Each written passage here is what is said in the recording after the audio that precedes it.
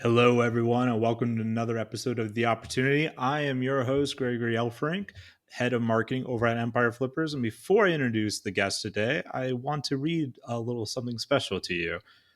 Greg is absolutely killing it as the host of The Opportunity. These episodes are full of actionable insights and genuinely engaging conversation. Do yourself and your business a favor and start listening. That is a 5-star review on Apple from Olivia Baker. So thank you so much. My self-esteem needed that. I appreciate it. If you want to help my self-esteem or lower it, you can leave us a review, whether it's a 1-star or a 5-star review on Apple Podcasts, or just share the podcast wherever you listen to it, whether it's Spotify or iTunes or YouTube even. It helps us grow, and I do genuinely appreciate it. All right, so today's guest is a person I met a few weeks ago through a mutual friend, Marvin Lau, who was on this podcast not too long ago. Really cool dude. And Marvin introduced me to Artem through a roundabout way. Artem Gassan, he has invested in over 50 SaaS businesses. He works with 500 startups, and he himself has invested in a business that became a unicorn with a big U, $1 billion company.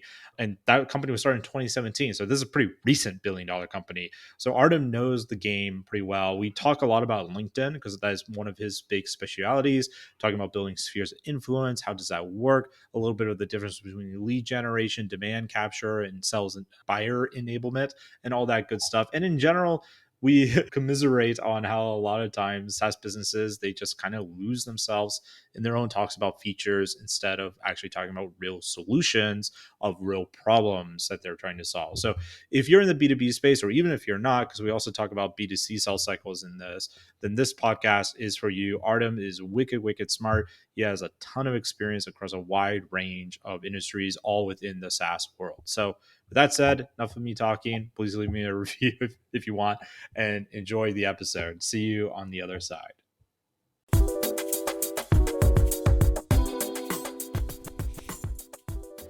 All right, I got my buddy Artem here. Artem, welcome to the show.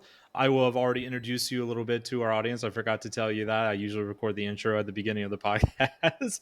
But talk to us about where you're at right now and a little bit about your background. That's great. Well, thank you. I'm happy to be here on your show. My name is Artem Gassan. I live in Silicon Valley or San Francisco Bay Area. I was originally born in Moscow, Russia, and I live here in the United States for over 20 years. A little bit about my background and my entrepreneurial journey, as I like to call it.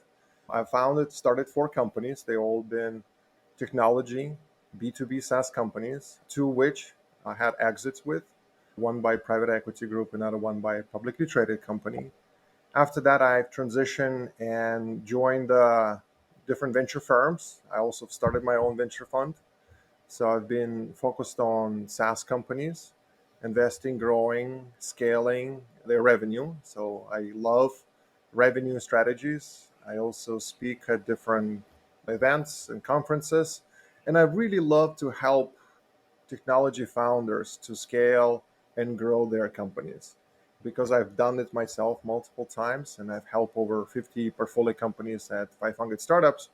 I developed that bug of helping people, and because it's the journey, it can be rough because you learn, you have to go through multiple stages, and that journey can be time consuming a lot of times. So I want to help people in that journey, provide them some guidance, suggestions, things that work for other companies, right? Something that I can share. And my mission today, I actually have my own technology company after leaving venture investment world. My mission is to empower technology companies to provide them with new ways to build truly genuine and caring connections with the decision makers in their industry as well as the industry influencers so they can have a full and really amazing webinars to attract more customers. Yeah, the 500 stars thing. So we have our mutual friend Marvin, and he actually recommended us to talk, which led to this podcast. So I'm excited to talk about this. So with you investing to 50 SaaS companies, what is it about technology companies, SaaS in particular, that interests you so much? Like, why have you dedicated so much time to investing into those? Well, I have personal experience, obviously, being part of that journey. And part of that journey was you build the technology, for the hopes that technology will be valuable for some set of customers. And it takes time to scale, grow, and a lot of things that SaaS provides today in the software industry on its own, it's an industry. It's a software industry, similar the way industrial revolution, the labor market. SaaS also is its own business model, its own ecosystem. So the way it's just we define our technology and the way we use our technology. And it's growing every single year. The ecosystem, everything becomes more interconnected than ever before. So just give you examples on that. SaaS pricing is changed dramatically from starting from COVID, and now people move from cost effective to value based purchases. SaaS also normalize how we use artificial intelligence today. It's embedded in almost every application. Everyone is using it, and we all use and leverage each other technologies. API is another example of that, where SaaS deployment becomes more effective. It enhances the ecosystem. We're able to integrate into other systems such as Salesforce, Google, or any other marketplaces such as Slack. It also has, people move from kind of like features, product features, to more process innovations. So the products become more enhanced, more sophisticated, and more advanced than ever before. And everyone now focuses on customer retention. It's retaining the customer. So holding that market share becomes even more important. Obviously, COVID helped to improve that. And if we look at all those automations, it's just amazing how the SaaS is creating more companies on its own, and we all become interconnected as part of this. We use each other technologies, we integrate with each other products, and we can see more and more companies, more founders starting their companies, because the cost consolidation, it's cost effective.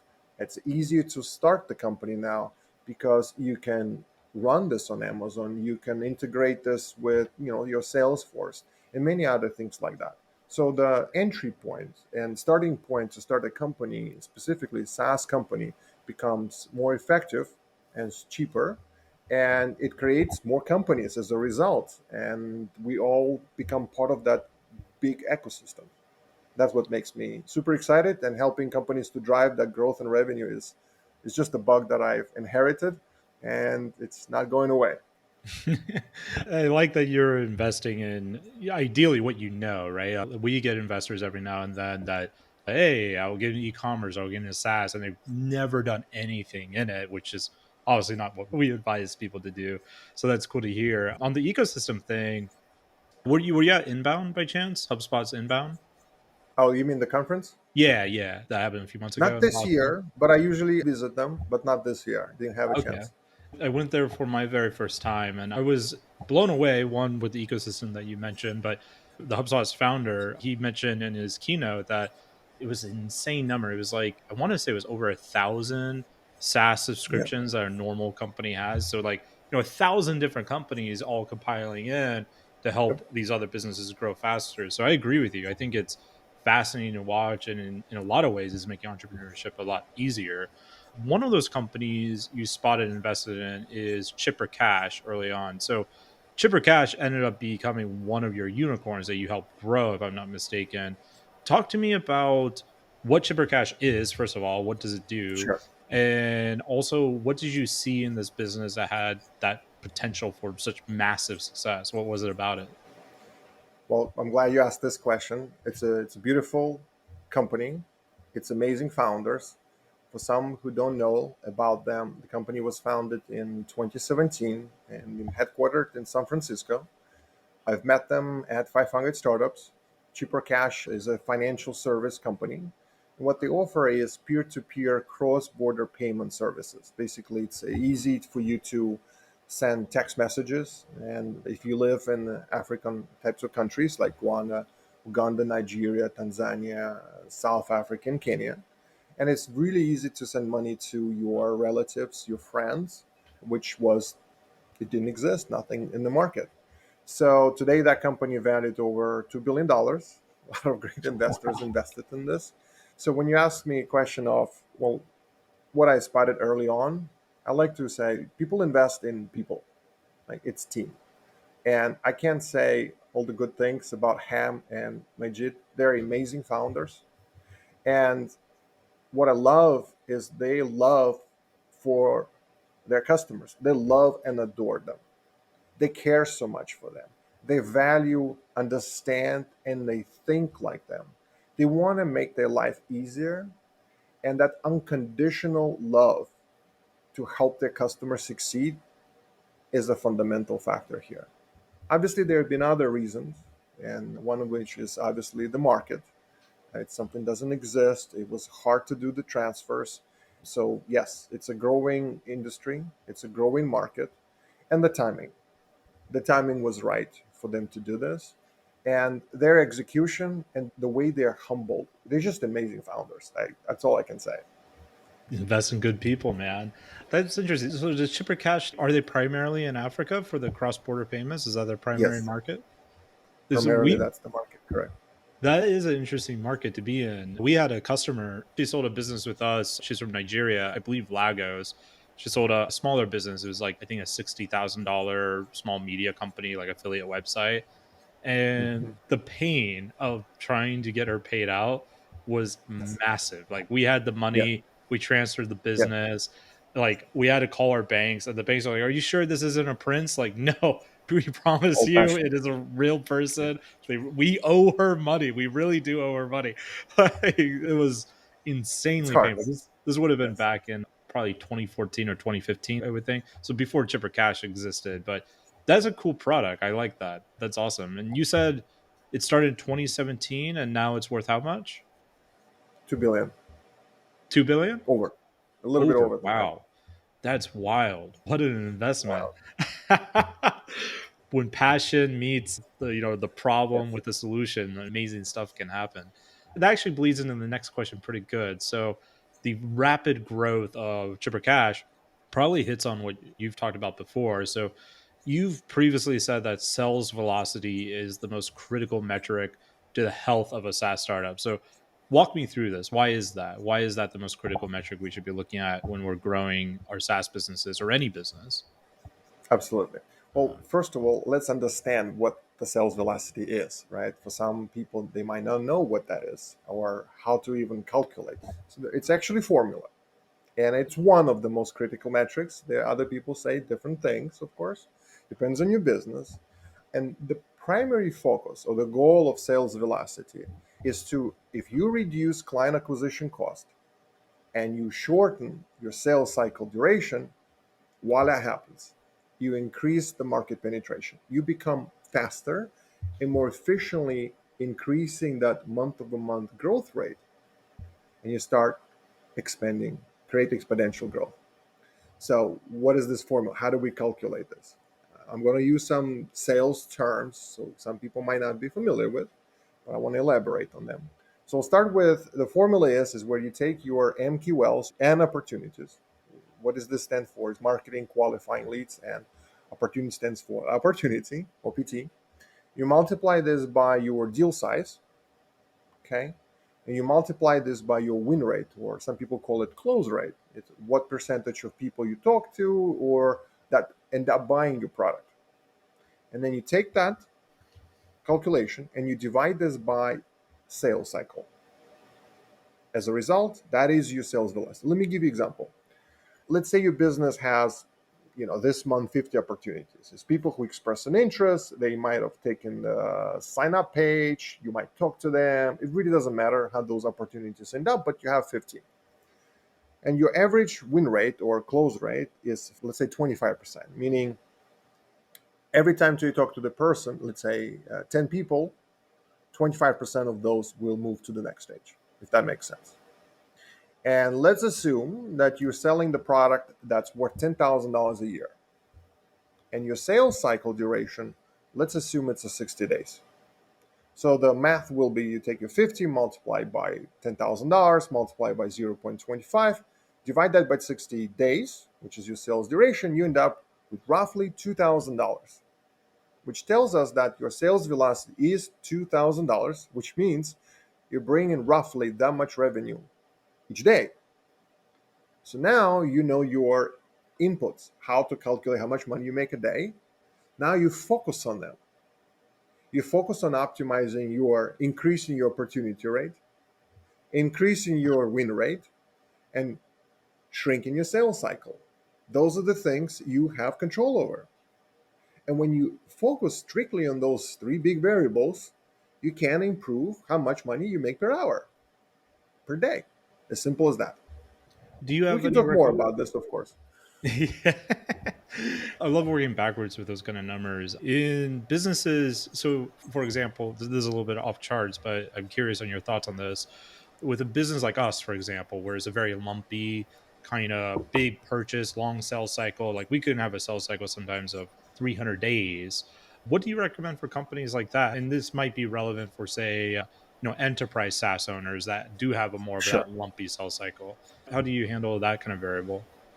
We'll talk more. I'd love to go deeper into this. Okay, But great. from high level perspective, the strategies are you leverage three pillars, right? It's your demand generation and network effect are those two things that helps you to increase your opportunity rate, right? That's the easiest one to fix. The second one is you improve your usability and your onboarding process if it's some sort of a SaaS product that people sign up for, which leads you to increase your win rate. Basically, make people easy to understand and improve that onboarding experience. And third is the close rate and the win rate. How do you fix that? You have to build trust. Trust with your customers. They have to know only you at the end of the day. And when they trust you, and we'll talk about how the trust is established shortly, of course, but the trust is it's a way to help to shrink your sales cycle duration and improve your win rate at the same time. It's always music to my ears when one of my customers says like, "Yo, you guys don't really have any competitors at all." And my response is always, "Yep, don't Google anyone else. That's right. We're the only solution." Yes. To be honest with you, when people say it's competitor market, there's so many players. From customer perspective, they don't know competitors a lot of times. They don't search for competitors. They search for solutions. Yep. And Yep. they try to understand who they trust. And they make assumptions. When they make assumptions, they can lead them to one to another way. And we can talk about how to steer them or pull them together towards you. As you ask me more questions, of course, on this Yeah, topic. yeah. So let's talk about this about increasing sales velocity. So, over the 50 companies you've invested in, your own experience with your own startups and with 500 startups, the work you've done there, what are the techniques and strategies you have seen used to increase that sales velocity? Great. So primarily applies to B2B, of course. There's transactional sales and there's an enterprise sales, right? So I'm going to talk more principles for enterprise sales or transactions that worth, no, let's call it more than $100 a month you're asking. Let's say you're asking for $1,000, $10,000 a month, and maybe $1 million. Anything over $100, right? People buy from people they know and, as you know, trust and like. And the trust can only be bought or earned, and you cannot buy them using ads. Would you agree? Right. Yeah, 100%. You can maybe entertain them with the ad, but you can't buy them. Exactly. You can grab Yeah. the attention. It's an Yeah, attention. It's an exactly. MQL factors, right? The trust is something that it's brought. It's created. And let's talk about how we create that trust. We create the trust through an existing customer, B, people that your potential customers like, trust, or follow, which is industry influencers. And the third factor, which is a lot of times we forget about, is it's your team. Your team is one of the ways to do that. So most organizations, they speak from company angle. They speak as an organization. They speak as a corporation or company. You never speak through the team members. So in other words, instead of focusing making the sale, we're trying to focus on engaging with our audience and build that engagement. We use our internal resources, our team, we use our influencers in our industry, and thirdly, we use our customers to speak with our potential customers. So what we do is we promote your current and potential customers, and the best one of the ways to do this is obviously through the webinars, through the social content like this. It's how we establish this. So marketing technically becomes It's connecting with them on a human level and understanding this first, as opposed to that we have to connect with them as a humans. We have to build that trust first. Then we introduce the platforms. Then we show the technology. Most organizations start the reverse order. They start showing the technology, the features, and they present the platform, and then they kind of neglect the trust factor, unfortunately. Yeah, I've seen a lot of people start that way. Like pretty much every time I talk to anyone, I Pretty when much I every time. Exactly. yeah, Exactly. it's very rare that's not happening. I always tell people, like I teach my team this, like when it comes to marketing, like say marketing EF, I try to look at it through the lens of a novel, write novels for fun and poetry and stuff like that. So Yes. I like to call our hero, like they're going on the customer journey, the hero's journey, Yes. and EF, us, or whatever company you run, should ideally just play like the supporting character role, like never the main character role. So you're Correct. just like gravitating around it. The content that you talked about there, which I know we'll get into here, it's part of why you and I were talking in the first place when Marvin introduced us, like what you're doing on LinkedIn and with all this kind of stuff. So it's cool to see another person talking about marketing as more than just like lead gen, like direct to consumer. Because, like you said, you can't, Correct. especially in B2B, you can't really buy that person through an ad typically. So Yes. that's cool to see. Speaking of B2B though, so you do B2B SaaS and B2C SaaS. Not many people talk about B2C. Tell me the differences between these two things. A great question. And I'm glad you touched on this. So, well, obviously, we know that B2B sells to companies and B2C we sell to individual consumers. But let's open up that layers and look deeper into the behavior. So, what happens there, right? So, B2B companies actually need more solutions and more tools simply because we spend 8 hours out of the day at work. As a result, we need more solutions. As a consumers, we spend less. B2B prices tend to be higher. So our Hmm. journey, our relationship with our customers is going to be slightly different than the way our journey relationship happens with B2C customers and the way we make the decisions and how we think about this. So in B2B, you tend to have more rational messaging. B2B buyers tend to be more planning and logical because they try to understand return on investment in their mind, right? And B2C, you are more emotional messaging. They tend to be more spontaneous.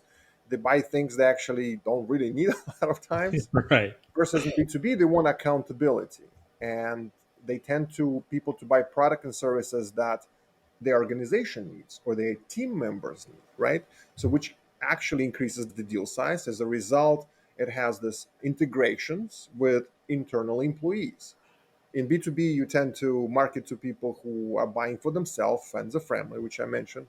And here you have more decision makers involved. Potentially, as a result, you have a longer sales cycle. So the nature is a bit different. B2B is more shorter, it's emotional, it's just what they want right now, right? It's emotional decision. Versus B2B, it's a journey, and you use different mechanics to inform, educate, and communicate with them. So customers tend to expect more educational content. They want to know better, more about industry terms. They want to understand other organizations are using this. And the journey breaks down in multiple phases. So it's not like they just come to the web page, there's an app, they click, they buy.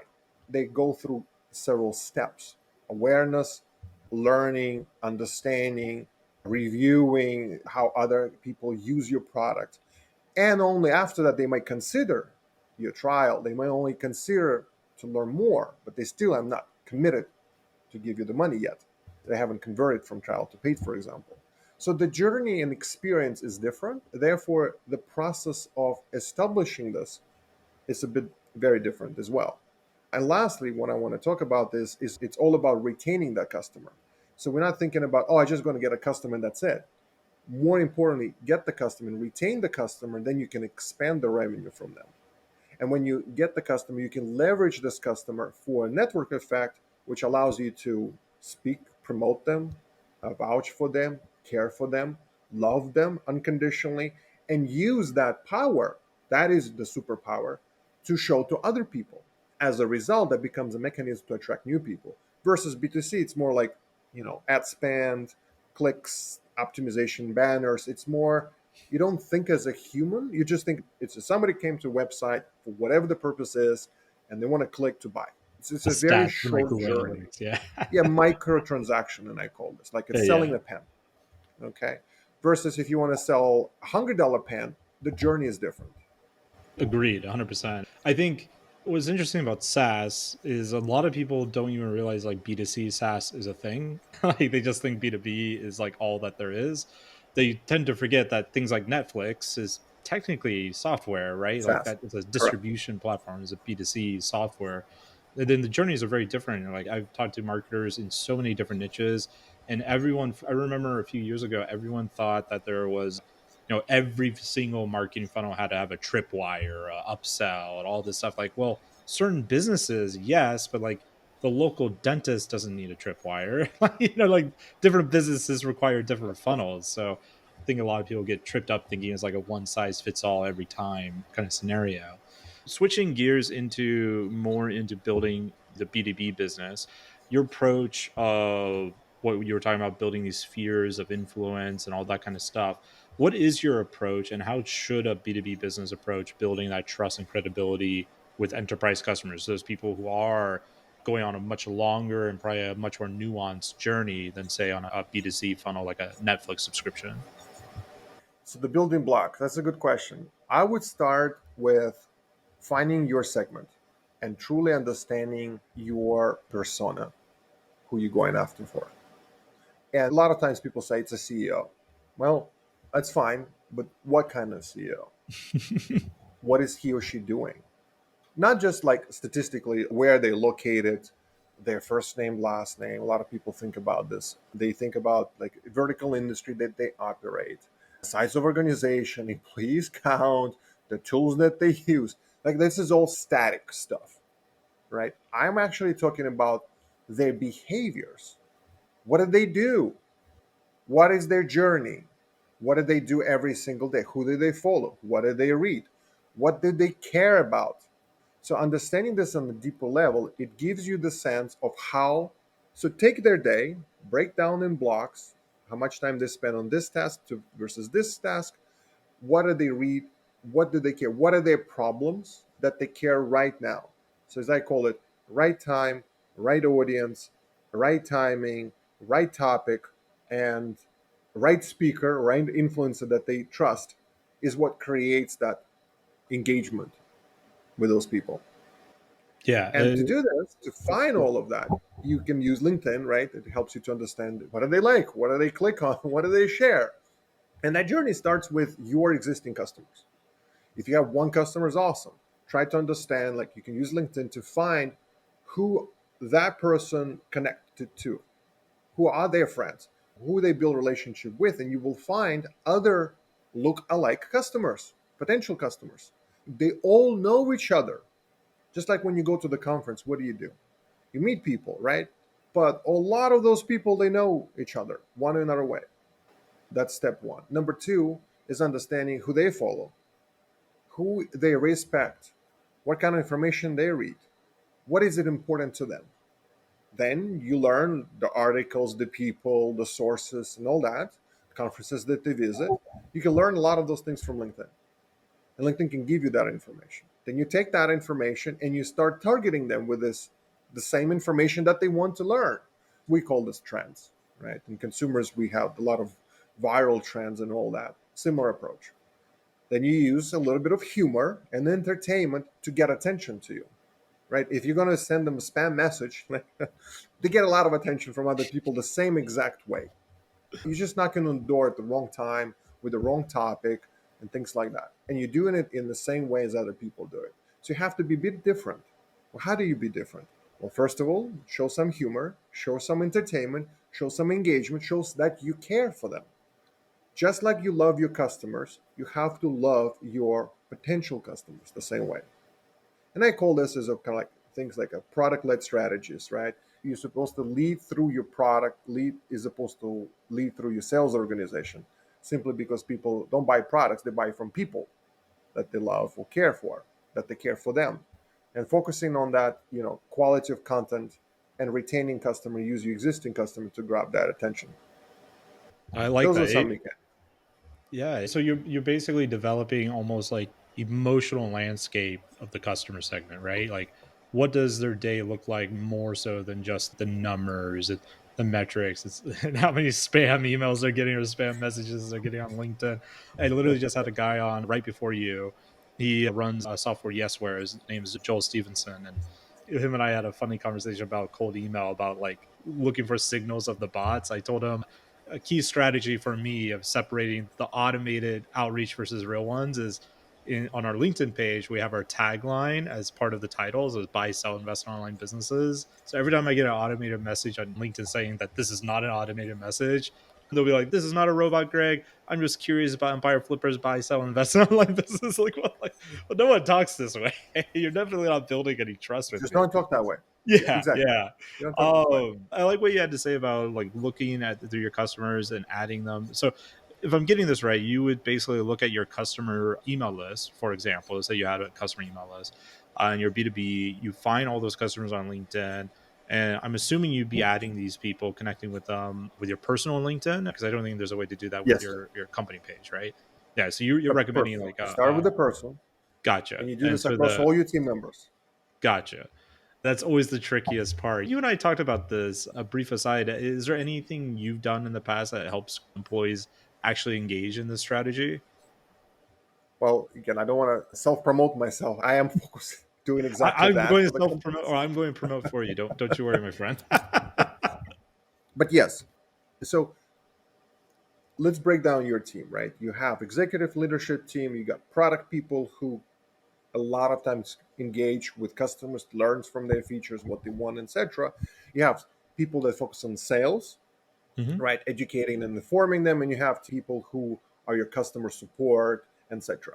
All those team members are awesome asset for you to build that relationship with your potential customers. So leverage that to build, connect, and connect to your existing customers. Step one. And people tend to connect better with people who are not sales a lot of times, because if you're a Yep. salesperson, they assume now you're going to be spamming me. Instant barrier. Wait a minute, I don't want that. Like, Yeah. you understand this, right? Now, leadership team like CEOs, CMOs are a great way to connect. Product people are also amazing, so people don't feel like they are being now going to be spammed with a lot of messages. So now you're trying to use the pooling mechanism. We'll talk about more about this. You use your team to connect and engage. You use your team to learn more about your connections, their connections of your customers, and use that to find other potential prospects who look alike. They're similar titles, similar behavior. They follow the same thing. They like each other. They engage with each other content.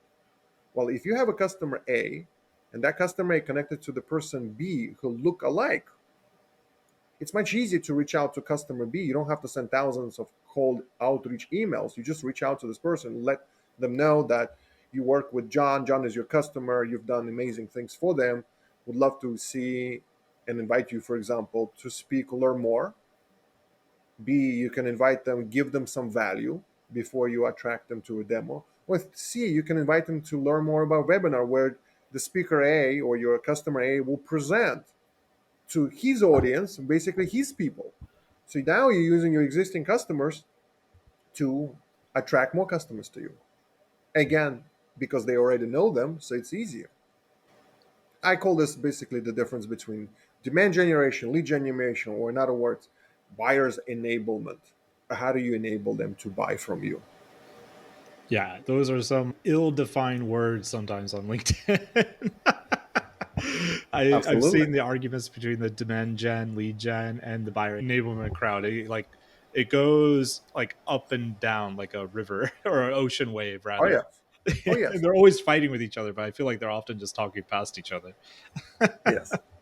Yes. I want to get into the building blocks of like how to build a realistic go-to-market strategy. But before I do, I want to hover on this pain point that I mentioned with other employees, like often not getting in there. I've struggled with this. So I do it. I go on LinkedIn. I'm not consistent. I'm not nearly systematic as I need to be, but almost no one else in my company does. And I've tried forever and ever to get them to go on there. But let's say I do get them to go on there.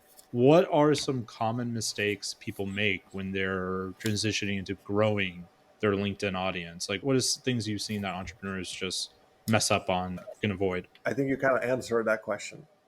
Ah, They're not doing it. They're just not doing it. They're just not doing it. Consistency is the problem, and they're not doing it. That's all it is. And there are some mistakes that they do. Obviously, it's not publishing content. They're not engaging with other people on LinkedIn. They're not optimizing, and that's not a company-wide policy for organization. A lot of times, the bottom line, they're not. People don't do it. Well, they do it, but they don't know how to do it properly. And the third reason, they just don't have time for it. That's kind of what it is. They need consistent theme, solutions, man. right? Like, again, I'm not trying to sell my solution and advertise this, but that's what I focused on, that helping them to create the content on their behalf, connect and engage with their existing customers and find other people like that, and build that on behalf of the team so they don't have to do it because they just simply don't have enough time. Therefore, they learn from this and then they can actually activate and do it. They need examples. Yeah, yeah. I would agree with you on the consistency thing, man. So my background is SEO mainly, SEO and content marketing, though I've done a little bit more social media over the last 2 years, especially. Still not consistent at all. I am pretty consistent on Facebook with my personal profile, and that's usually in like all these different entrepreneur groups that my crowd tends to hang out in, to the point where my Facebook actually got deleted because I posted that we were hiring too many times in a group, or in multiple groups rather. I posted like 3 times, so I'm like nothing dramatic. But Facebook was like, "Oh, hacker!" They took my Facebook account down, and I couldn't get it back.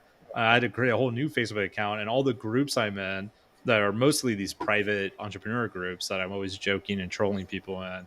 Like, where's Greg? What happened to him? Well, oh my god! Yeah.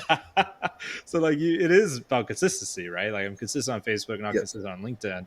And I agree. I think that is one of the key fundamental ingredients that people just don't do. And it's very easy to underrate how powerful consistency is. Like, if you really go for it, you know what I mean?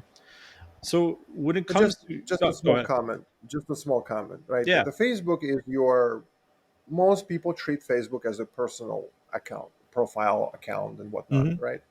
And it's a bit hard to mix both types of content, right? And make your team members engage on the Facebook in the same way as you engage in business, simply because it's a personal account. They got a lot of friends, they got a family members. They post the kitty cats, they post their dogs, they post their Sure. celebrations. Yeah. So yes, there is some micro SMBs and founders do a lot of some content, but it's still primary focus. Look, it primarily focused to learn. Great way. Yes, you can learn, you can share the content, but that's not where your enterprise customers are. Although they Right. do have a personal accounts, but that's not where they spend their business time as opposed to LinkedIn. 100%. Yeah. And in LinkedIn, there's many things that it offers. Just not a lot of people are familiar with this, like the webinars, like the different types of content that engages, and encouraging people to do this is very important Agreed. The one because that's where your counter. customers are. Yeah, I haven't done this on LinkedIn. It probably wouldn't work, but there was a funny thing. So my Facebook is personal and it's private. Like, it's very hard to become my friend on Facebook because I try to keep it somewhat private. But I'm in all these different entrepreneurial groups, right? I'm friends with a lot of entrepreneurs, so they're actual friends of mine on Facebook. We had a guy who had a $1 million business, like a small media company, and we sold it. It took him a while to actually sell it with us. We were going back and forth through Facebook messaging. He was a bit timid or whatever, and finally, he ended up listing with us, and we sold it. We sold it within 24 hours, all cash up front, which is amazing. That like doesn't normally happen that way. So he was super thrilled, and I asked him like, "Why did you? What made you finally tip over the edge to sell with us?" And he recited one of my poems because I write poetry, and I posted on my Facebook. This is one reason why it's private. A direct attribution of $1 million deal with my poem. This is $1 million poem right here. So that's my one antidote. Talk to me about the building blocks of this. So, if I'm an early stage SaaS business founder and I want to create a realistic go to market strategy using something like what we're talking here about building influence on LinkedIn and growing those spheres of influence, what does that look like? What am I pragmatically doing on a daily basis? Great question. So let's talk about couple things here of how to do it and what kind of opportunities you can extract and how can you do this. So number one, as I always try to say, build your trust. build your personal trust because people buy from you. People build the trust through your company, host webinars, build thought leadership content. Okay, that's number one. Number two is you want to create things such as product led growth elements, or let me give you some examples of that. Things that will help customer understand and potentially use your product, not the full product, but use this to make the better decisions. So, calculator, it's a simple way for them to calculate something. For example, if your product focuses on closing, helping people close more deals, your product improves the sales duration, well, give them a calculator that helps them understand how that happens. You can provide them sort of diagnostic solutions, and you probably have seen examples of that. Type your website, and we'll give you some SEO suggestions, or we'll tell you if your website is mobile optimized, like things like that. Those are diagnostic tools or frameworks that gives you people to take a sneak peek and gain the value from this without purchasing the product. Another example would be recommenders, right? Some sort of recommendations of solutions. Like, for example, Vistia is the solution that helps you to upload the videos, so you can monetize the videos, etc. So they use a lot of recommenders of things like, well, recommending which camera to buy, which equipment to use, microphone to use, how to set up your room for video production, etc., etc. Okay. You probably have seen some advisors or use some sort of a coaching instruments to guide people in their decision. So you can schedule a quick intro calls to learn more about how this can be integrated, basically providing them some sort of a value as well. That's a mechanism to pull. You can do benchmarking, maybe some sort of reports that is very hard to find data and gives you peer comparisons, feature comparisons. So help them make the decision better. Or you can do simulators and demonstrate how your product works. A lot of times people don't want to go and schedule a demo call with you, so you can create a simulation of how the product works, right? It's just now you have a lot of products like Figma and whatnot. You can prototype this, you can make them clickable. It's a prototype. You don't really need to build the product. You just walk them through how the product works and what can they experience from this, and they can do it on their own, right? And you learn from that. You learn from what they click, you learn from how often they do this is interesting to them, and you understand their behavior. As a result, you create that onboarding experience more streamlined for them. That makes sense? No, 100%. In fact, if you saw me typing, I was literally writing down an idea you gave me that I didn't want to lose. With the benchmarking bit, I thought like, oh, it'd be kind of cool if we did a benchmark report on like, say e-commerce business. We have a lot of e-commerce businesses, a Yes. benchmark report Yes. on how much they're making at a certain timeline in their life cycle or something like that. Exactly. So that needs to be fleshed out, but Exactly. I didn't want to lose the idea. Exactly. Exactly. But yeah, You can do like things like product guides. You probably have seen a lot of those examples where people oh say, yeah, "Here's a guide of, a Bible, a guide, or there's like a toolbox, whatever you want to call them." Right? It's just a simply guide to start the business, a guide to open the business, a guide to begin your social media marketing. I mean, you've seen all of those. They call them ebooks and whatnot. There's a right. lot of this. So what you want to do is find what people already, what kind of content or forms of that product-led growth strategies exist that people are used today, and if in your vertical, in your industry, and then try to do it better. Just literally recreate what's already available and make it better, more informative, and try to find what they don't have. So those are things start to differentiate you. I have The a third thing is, yeah. Go ahead. please, No, no, no. Please finish. a couple other things to just to suggest is price transparency. When people go on the pricing pages, they tend to overthink. They list a lot of features, buttons and clicks and all those things, right? Which makes more confusing. Eliminate all of that. Like try to make it like simple. ABC, like your grandma can understand what kind of pricing you have and why you're charging this way. Okay. So pricing transparency and pricing optimization.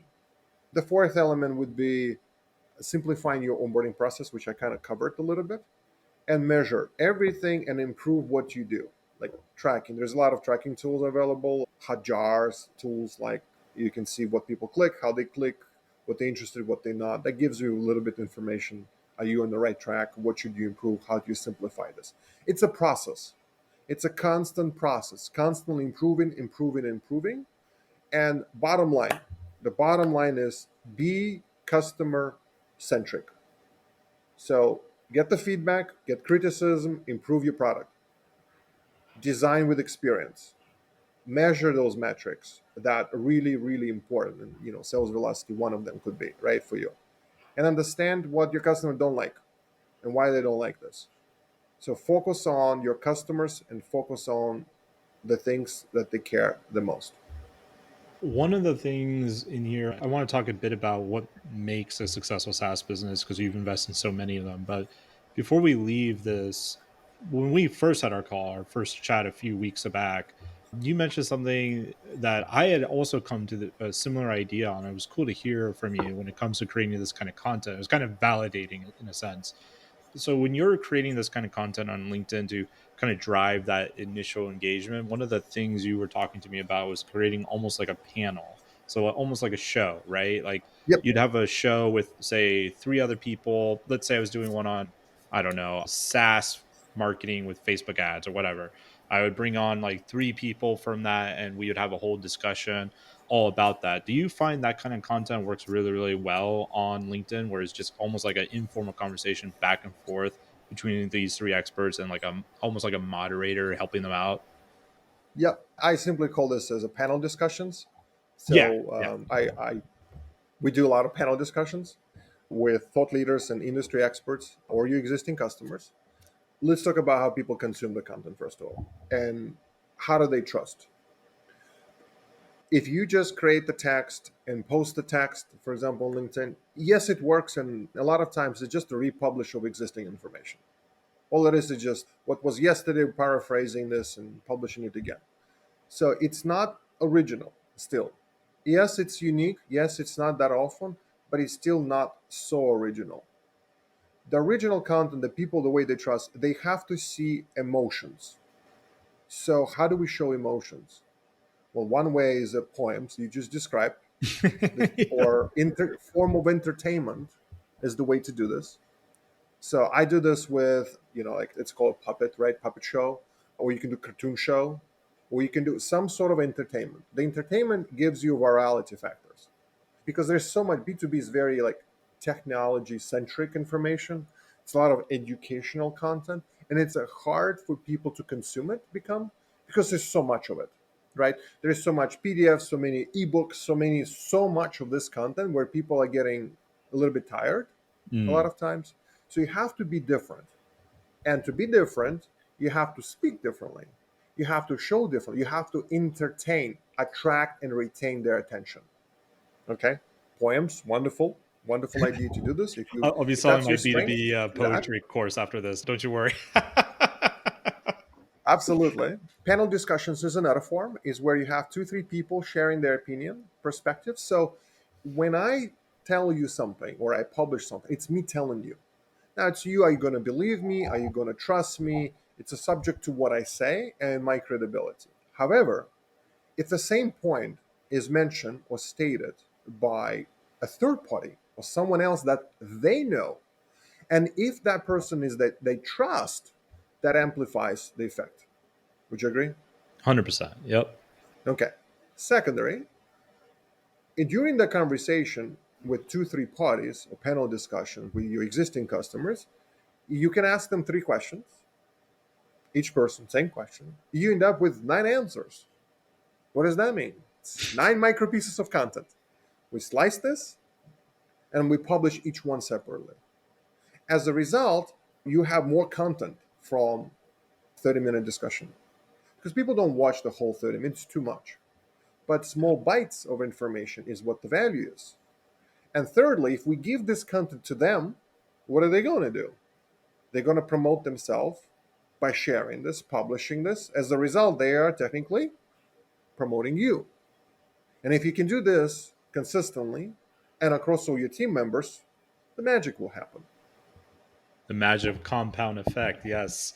Network I effect, dream of one day activate. making this happen for you.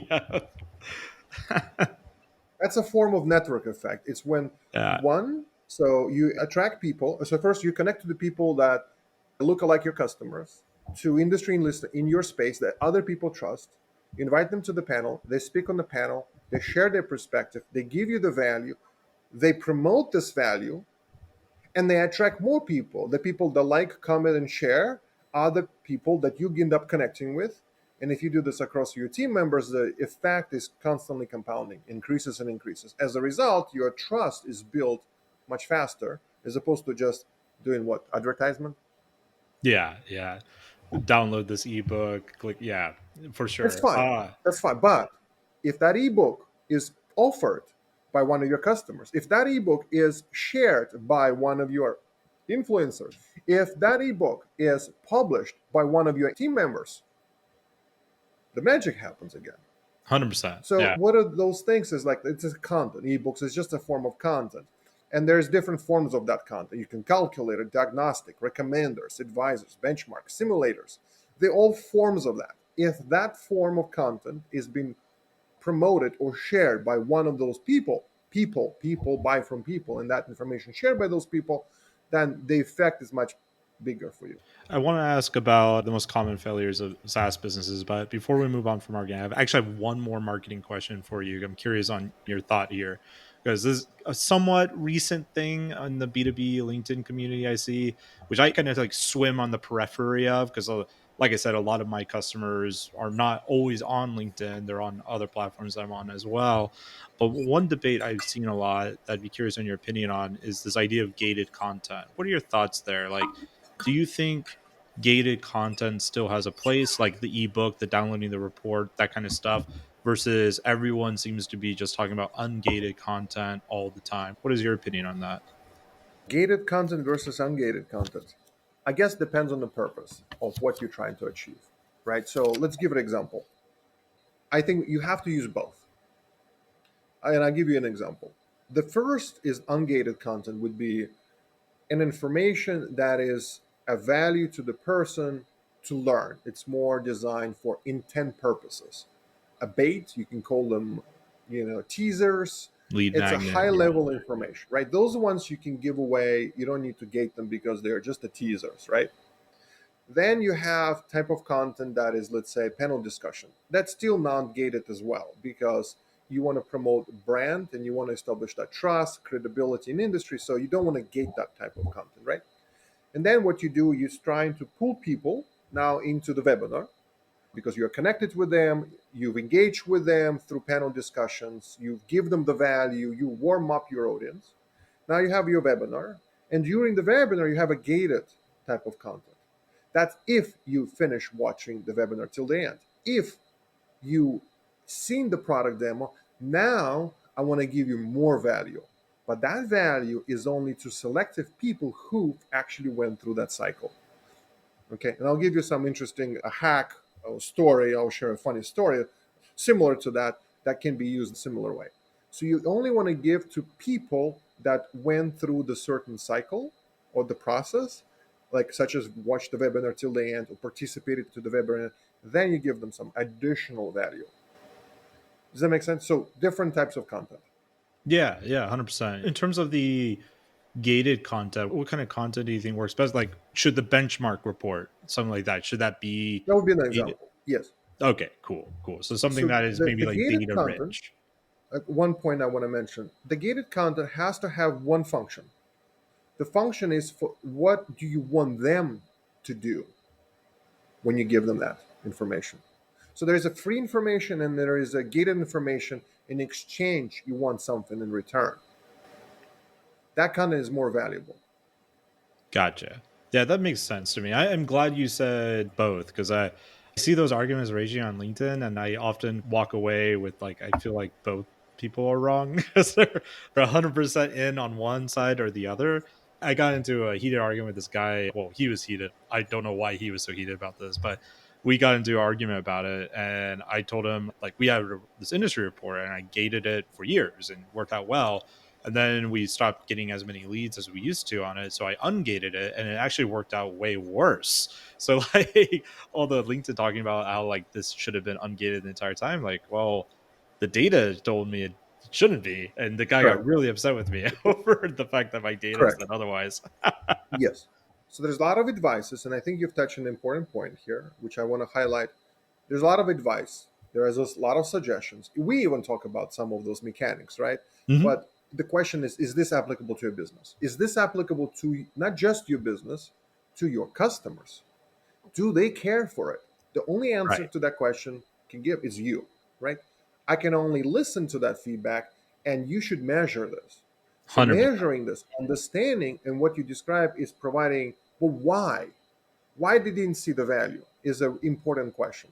And usually it's something like, oh, if it's free, it doesn't have a value. That's Yep. usually how they think, right? It's an emotional context. Or two, it was just too complex to understand.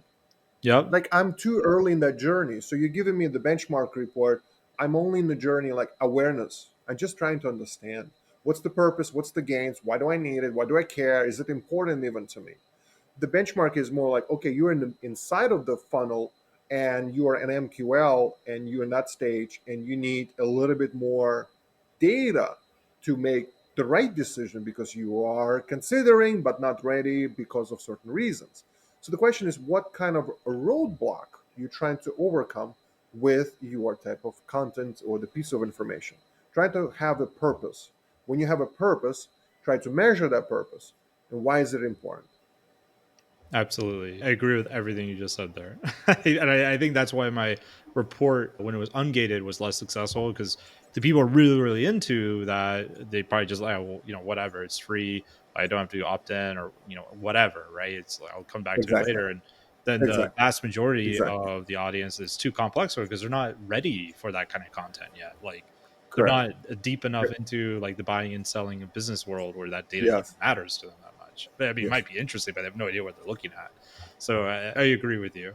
I want to switch gears as we wrap up more or less two questions on SaaS overall. So almost 70% of early stage SaaS founders or SaaS companies rather, they don't reach their second round of funding. So if we're going into VC, they might raise one round, then they'll never get to the other round. What is it do you think is the most common cause of that? What of early stage SaaS businesses and maybe even bootstrap businesses that causes that?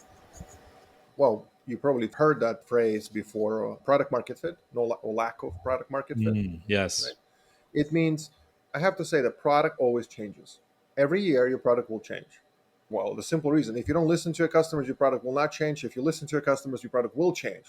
As a result, you will find that product market fit naturally because your customers will guide you to that point. Most companies, what they do is like they come up with a problem, and I use the word come up with the problem. They state the problem. They believe in this problem, but is it truly a problem when you walk on the street and you ask 100 people, how many people are going to raise their hand and say, I recognize this problem? The question is it 10%, 5%, 20%, or 50%? So if yes, people raise their hand and they're saying it's a problem, but it's 5%, you just don't have enough people to find with the same problem. Okay. So you have to adapt, you have to pivot, you have to change, adapt to their needs. And more you listen, the better your product will become. It's not the features. Remember, it's the solution that they're seeking for. So focusing not on buttons, clicks, and interfaces. It's what are they seeking to accomplish, and are you able to fulfill their desires and needs? If the answer is no, or it's partial, try to fix that. The better you fix the problem, the better you provide them results, the more value you create for them. The more value you create for them, the more they're going to share. The more they're going to share, the more you're going to build the trust. The more you can build the trust, the more influence you're going to have. The more influence you're going to have, the more potential people attract to you. It starts from that customer. Everything starts from that customer. And if you retain that customer, you're not going to run out of money. I So like number the two is a lot of times they don't have a model. They don't have a revenue model. And that's okay. It's completely okay because your pricing model will change as well because I want to charge them for one thing. Like, well, your customers might not see that way. They might appreciate the value differently. They might measure the value differently. They might pay for that value differently. They might not even understand your value. You have to figure out the pricing model that is what they want. Not yeah. what you want, it's what they want. It's all about them. It's unconditional love to your customers and focus on them. So second reason is they chase investors, not customers. Startup face that demise of like spending too much time searching investors, neglecting the revenue from customers. You know what the conversion rate on attracting investors God, it must versus be. conversion on your customers? It has to be like less than 1%, I would think. Absolutely. Oh, you got 2%, you're fantastic. So you got 2% on close rate on investor, 2%. Okay. And then you have a close rate on your customers, 25%. Yeah, there's I mean, miles of difference. the answer is Uh, quite obvious, right? uh, Unless you're building something that you need a lot of research and development, you need a lot of capital to get you off the ground. But still, even that, LOIs and other things are exist to support that type of growth. yeah, even in those situations, there's usually some format of the MVP you can do. I really enjoy you Correct. say coming up with problem. Anyone watch me on YouTube, I'm putting that in quotes, but yeah, if entrepreneurs come up with problems that no one else has, and then they Why? wonder why their You know why business they come up with the made problems? up problem isn't working. Why do they come up with the problems? Yeah, yeah, They want to attract investors, so they're constantly changing the problem that investor wants. So now you're adapting your pitch deck, you're adapting your pricing, you're adapting everything towards investor. And eventually investor gives you the money. If so, then you're trying to go back to the market and like, well, my market is not, that's it not what doesn't we want. exist. Right. And then Yeah. and then investors getting not really happy because like, well, what happened? Well, we got to pivot. Well, like, okay, wonderful. So I give you money to pivot. Why don't you pivot first and then come back to me later? I think that's amazing. I was talking to our mutual friend Marvin. I believe he mentioned to me that a lot of entrepreneurs they just get so diluted by chasing the investment rather than chasing the profit that it could be made. And like you said, in a lot of ways, the profit is a lot easier. Letting the market tell you what your product should be. I just had a Correct. guy on who helped build Wayfair to $100 million company, and one of the things they did, they literally looked on Google Ads at the search console, what kind of verticals had like a opportunity of opening, and that's how they got into the furniture space. It wasn't like pitching the investors, Pivot. hey, we should make furniture. They saw that there was a market opportunity there based on data from the market and went for it, right? Yes, yes. So yeah, I love that. The other thing you mentioned, the features thing, one thing I have seen SaaS businesses in particular do over the last few years, probably in the last 2 3 years, I've really noticed it, is instead of just having like the features column, they now have like a solutions page that has like different use cases of like different things. Like Yes. I think Descript had multiple different use cases, like podcasts, video, stuff like that. Like, oh, that's cool. It's like they're learning to get away from this like feature rich Yes. talk that no one cares about and Yes. back to what the market actually wants. So I want to touch on this point a little bit more. So we have too many SaaS toolboxes today on the market. Just too much. Like way too much. Think of this consumer. How many consumer needs tools? Like they need a lot of tools for the kitchen, they need a lot of tools potentially for the car, and whatever the rest may be beauty and other stuff that they need, right? With B2B, it's a kind of similar, fatigue effect. Remember, we used to have a lot of apps on our phones, like probably like 10 pages that you scroll through. right. Now you probably use five, your banking, your Google, your voice, your text message, like 5, 10 things, right? You use less and less those things. The same results effect happens with the SaaS toolboxes. Those toolboxes become obsolete because too many of them. I have to learn your toolbox and then I have to pay you money for it. And wait, it's not reliable yet. And three, I might not deliver results. Makes sense, right? So 100%. as a result, there's just you have to focus on the solution. And that solution focus, I call this solution-based software. It used to be software as a service. Now it's a solution-based software. And you can clearly see the consolidation that happens in the market, like Zoom acquired Five9, Salesforce Yep. acquired Slack. So consolidating all together. So you have to stay in the vertical. You have to focus on solution selling, and you have to win your customer from the beginning. Not just win them, retain them. Yep. It's much easier to upsell your existing customer as opposed to go find the new one, because the new one has to go through the journey of awareness, acquisition, retention, and many other micro stages in between. The existing customer, it's easier to do this because the trust is already established with them. The fatigue thing you mentioned, that is so real. I literally have that now. Like I'm a big marketing nerd. If you couldn't tell, I love marketing. Like I think it's fascinating. But even with my endless exuberance for it, like when someone shows me a new tool, like the first thing I want is like, oh, that looks really cool.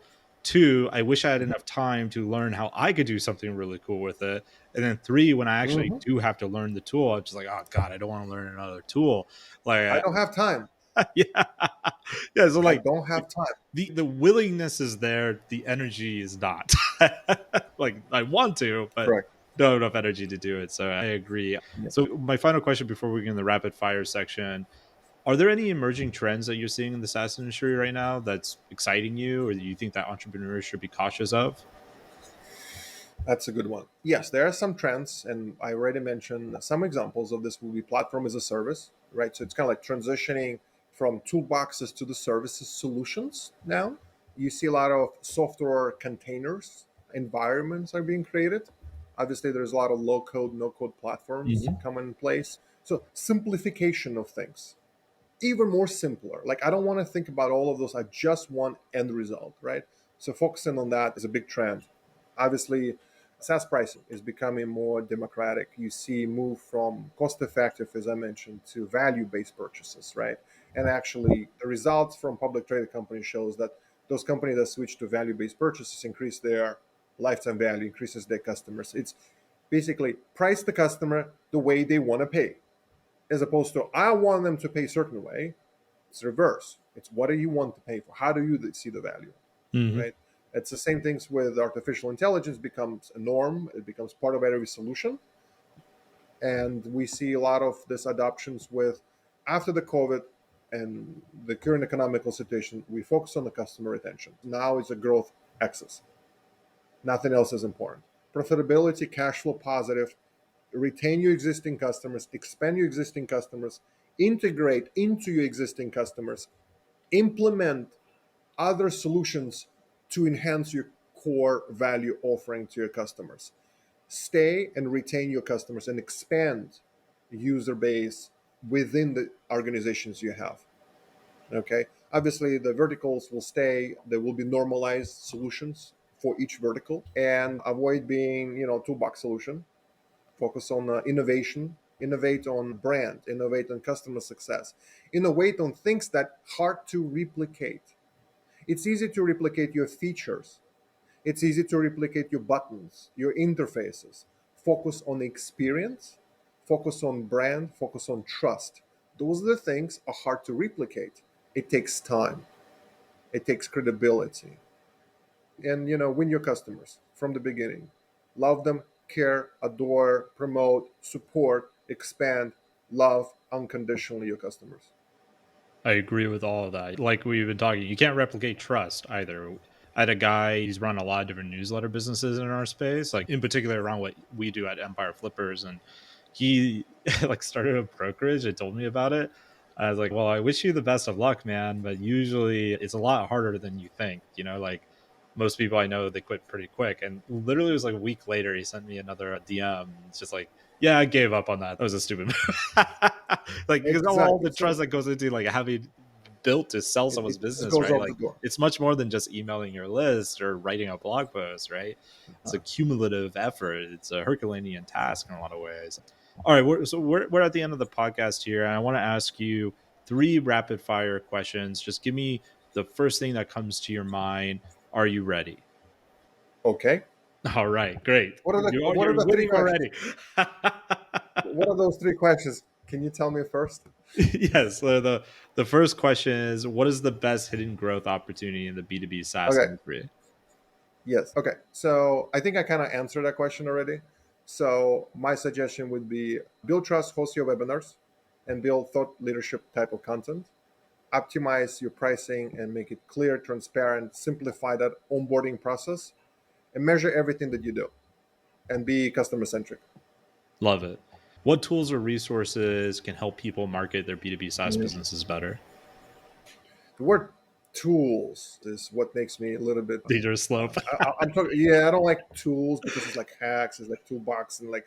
So I'm not a big fan of tools. Like I'm more interested in resources and information. Right. My suggestion would be three books that I thought about. Larry Keeley, he has a book, 10 Types of Innovations. It's a discipline of building breakthrough. And I covered a little bit of that. It's you focus on innovating things that are hard to clone, brand, customer support, loyalty. There's many factors, and the book has a great examples for B2C and B2B companies, how they innovated and why the company worth billions of dollars. It's not the toolbox, it's not a technology, it's not that just the process, it's other things. This is a great book to learn. Obviously, Steve Blank's Startup Owner's Manual. It's a great book for step-by-step guide for building great technology and tech companies. A lot of things in the Bible on this manual. I called it like Startup Bible. It talks about the customer journey, customer awareness, a lot of things B2B related. And if you're an enterprise business and you focus on the customers that are large, the Fortune 1000, things like that, and you have enterprise sales involved in this, highly recommend David Sandler books, all of them. Read all David Sandler books. And the first one you want to start with, You Cannot Teach a Kid How to Ride a Bike at Semester. Wonderful starting point to understand is how people buy and understand their journey. It's about timing, it's about their budget, it's about their authority. It's 5 steps. I read everything that David Sandler has. Unfortunately, he passed away a long time ago, but his books are used for enterprise and consultative sales. Awesome. We'll include all those books in the show notes for everyone out there listening. Those are good recommendations. Awesome. Those are 3 recommendations I actually haven't even heard of, so that I'm going to be adding them to my wish list. Usually, I hear the same books over and over again, so I'm Those excited to check books, them I out. have multiple pages, multiple markers. It's a lot of yellow notes in there. It's like this is my like go to. It's well written books, and it's not just like you read and leave it. That book you use it. I love You it. go Those are and my favorite reference type of this all books. the time, and you write notes. It's like mine is written with a lot of highlights, markers, notes. It's wonderful. Awesome. So, my final question for you, my friend: what has been the funniest moment you've had since working in the SaaS business? Funny moment. I had to think about this one. I'll tell you a story. It's kind of funny story, but I think you will find it interesting. I remember at 500 Startup, I worked with one company and they were targeting developers, engineers, developers. So it's a technical solution for dev developers. And as you probably know, dev developers don't like to be sold. It just doesn't work for them, right? They're well educated, they can do their own journey, they can understand. So the question was, how do you attract them quickly? And before like doing any Google Ads, content creation, all of this, I said, we got to hack this through. And one of the hackers I suggested to the founder, which he did, he went to Twilio conference. Are you familiar with Twilio conference? I'm sure it's like Salesforce and other organizations do in Silicon Valley, these big conferences. And what developers love, like you have to ask that question, what do they love? They all have something in common. A lot of people have that in common. A lot of people love cakes, cookies and cakes. He couldn't afford to buy a ticket to the conference because it was several $1,000s. So what he did, he bought a cake, a big cake, sliced this, and brought the cake to the doors, and he would hand this to the people who would come, a cakes because they're people love cakes. But on the plate, he would put the business card. So while you eat the cake, you look at the business card, and the business card has a value offering or mission on one side, and then the offer on another, how to sign up or how to access this. So that's how he got his first 1,000 developers on his platform. And Wow. the story is he did multiple times actually, trick work for him. So it was non-scalable way, but the scalable enough to attract enough users initially. And he got a lot of good feedbacks and recommendations. People took pictures with that. People posted this stuff. They found this is very unique and creative. So he got a little virality effect from that, as obviously that's what drove his user base. And people loved the cake; they enjoy it. The only one problem: he ran out of the cake quickly. I was going to say, how big is this cake to get 1,000 developers? It's a This would Safeway be a cake, massive cake. the one that he sliced small pieces, probably about 50. Like so, he's like, next time I gotta Microtransaction bring a big cake. cake. That's right, micro cake. It's That's fun. awesome. You eat the cake and you see the mission. Actually, I love stories like that, man. I'm a big fan of reading about like buzz marketing campaigns, and like I've done a little bit here and there. I bought a billboard in front of a hotel where at a conference we were going to where I knew my competitor would be driving by it, like because he was trying to sponsor the conference, like take it from us type of thing. So I thought it'd be funny, like you're in Empire Land, like welcome. Then it turned out so that was in Thailand, and buying the billboard was a lot cheaper than I expected. Like I thought the billboard would be up there for like a couple weeks or something like that, but it ended up being up there for like a month or two, or is it some very long period Yeah, of time. And a lot of my customers, they travel through this area, so they started taking like pictures on Instagram and that's Facebook right. and even That's on right. That's LinkedIn. right. That's Like, right. oh wow, this That's right. really is Empire Flippers land. That's right. Like, wow, the That's right. site's right there. So a lot of times we think about like immediate outcomes, immediate ROI, immediate outcomes, right? Mhm. And you have to think outside the box, right? So yes, you don't have enough cakes, and yes, they're not gonna buy them all. So you can't just measure revenue per slice of cake. One Like cake it just equals that 10, doesn't make 10 sense. Like users. it doesn't make sense. No, it just doesn't make sense to do that. Yeah. But what happened is, and of course, he didn't get 1,000 users because of like 100 cakes. It's the virality, it's the Yeah. fun, it's experience, it's that journey. It's It's entertaining. that Yeah. it's entertaining. Yeah. So focus on that. Will give you your those pictures, those Instagram photos, those shares, and whatnot. And as a result, that's how you get the people who you want. Yeah. Outside the box. Thinks about one step. Okay, how can that leads to another thing? Network effect. That leads to another thing. The Yep. more you build those things, the better effect that'll be. And we are focusing on attention. We're not focusing on closing. The closing is probably the stage number 5. Attention is what you focused on. Right. Love it. Oh, this has been a super fun conversation, my friend. If someone wanted to connect with you or learn more about you, where would be the best place for them to go? I'm active on LinkedIn. So first name, last name, you can find it easily. Artem Gassan. In email, also an option. I open emails. I respond to a lot of emails. So it's Artem at leadimpact.co. Lead Impact is Lead Impact. And thirdly is please follow a lot of content that I publish. That's another way to learn from things that I share. I like to provide that value to a lot of communities and people. So share, contribute, engage. It's an awesome way to do this. Yeah, LinkedIn or email. Awesome. We'll include those links down in the show notes. Thanks for coming on, Artem. Wonderful, Greg. It was a pleasure. Thank you so much. I'm honored and I'm grateful to be part of your show. But thank you.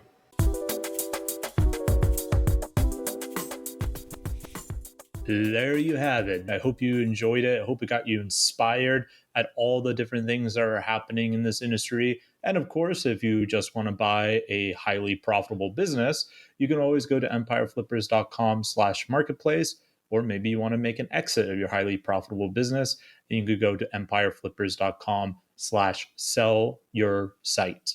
I've been your host, Greg. If you enjoyed this episode, make sure you leave a review, give us a like, a follow, share it across social media. Talk to you all soon. See you on the next episode.